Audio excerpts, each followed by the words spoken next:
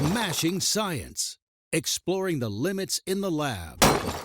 Hey, I am Dane, and on this episode of Smashing Science, we wanted to imprint on you some knowledge about 3D printing. Using an MTS Acumen testing system, we performed a 3-point bend test on various 3D printed specimens to determine which infill pattern was stiffest before yielding. When testing each infill pattern, we determined the cubic was the stiffest before yielding at 394,000 newtons per meter, followed by the triangular, rectilinear, and honeycomb infill patterns.